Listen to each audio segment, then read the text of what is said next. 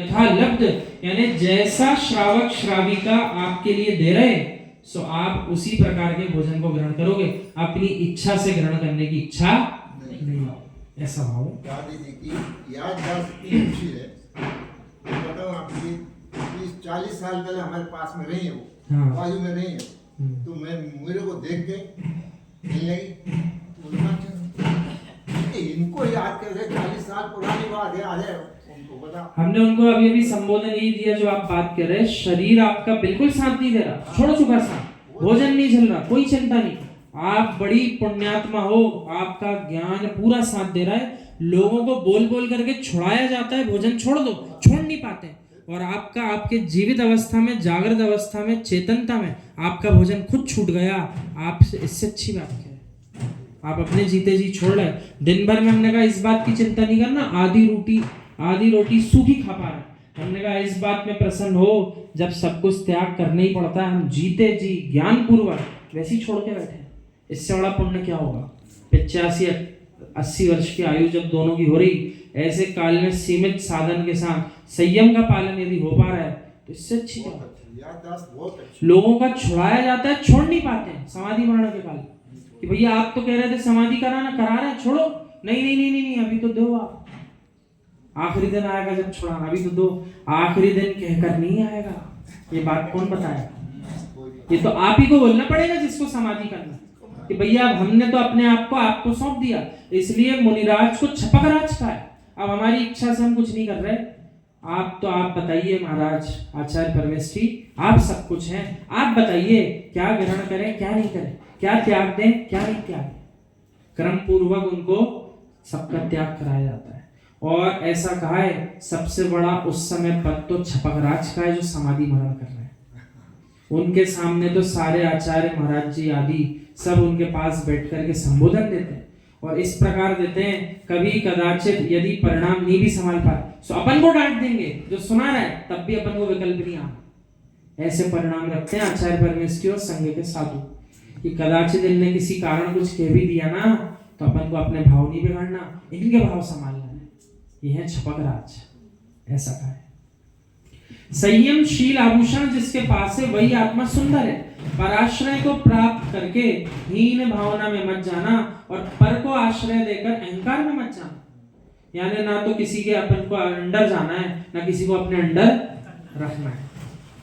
प्रयास करो सामान्य होने का, क्या प्रयास करना है? विशेष बनने के लिए बहुत प्रयास किया अपन ने पूरे जीवन भर, ऐसे दूसरे को प्रभावित करेंगे, ऐसे विशेष बन के दिखाएंगे, ऐसे विशेष कपड़े पहन के जाएंगे, सब अपन को देखेंगे, बहुत प्रयास कर लिया विशेष बनने का, अब तो सामान्य होने का प्रयास करना है, जो पूरी पर्याय सामान्य बन के निकाल देगा, सामान्य होकर समाधि मरण कर लेगा, वो अपने आप विशेष हो जाएगा, क्या बन जाएगा? सिद्ध भगवान।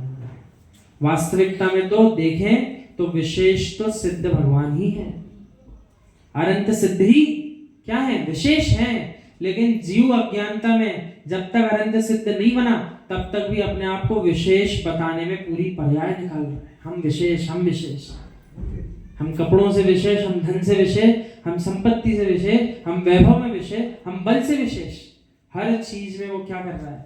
अपने आप को विशेष बताना चाहता है बाकियों के सामने। ऐसा होता है कि नहीं होता है? महंगे महंगे वस्त्र किसके पीछे खरीदे? खुद देखता है कि चलते हुए अपने आप को? ये देखता है कौन कौन देख रहा है अपन को, कितने ने देख लिया, तो पैसे वसूल हो गए, बोले 2000 का कोई सामग्री खरीदी, अब जब तक बोले 2000 लोग देख नहीं ले तब तक पैसे वसूल नहीं हो, जब तक पहनो जब तक 2000 लोग तारीफ नहीं करते, ऐसा नहीं है, यही ज्ञानी अज्ञानी में भेद है।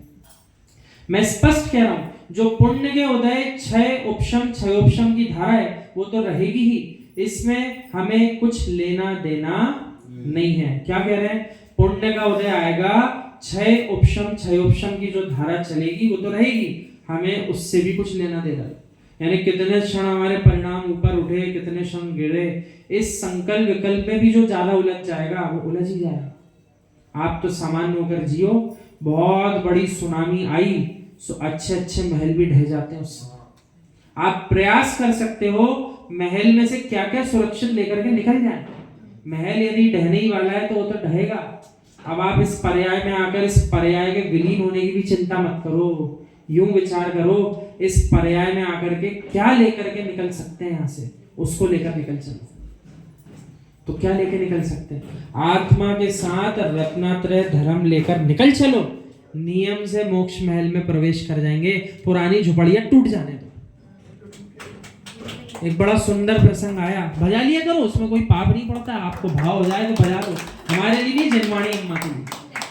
अब हमने ये प्रसंग कहां से लिया, अब आप वो भी सुनो। आचार्य भगवान गुणभद्र स्वामी जी ने आत्मानुशासन जी ग्रंथ में लिखा, मात्र ज्ञानी जीवों के पास एक ही वस्तु ऐसी होती है जिसको जानते हैं साथ नहीं देगी, छूट जाएगी, बुरी है, तब भी उसकी सेवा करते हैं। बताओ क्या है?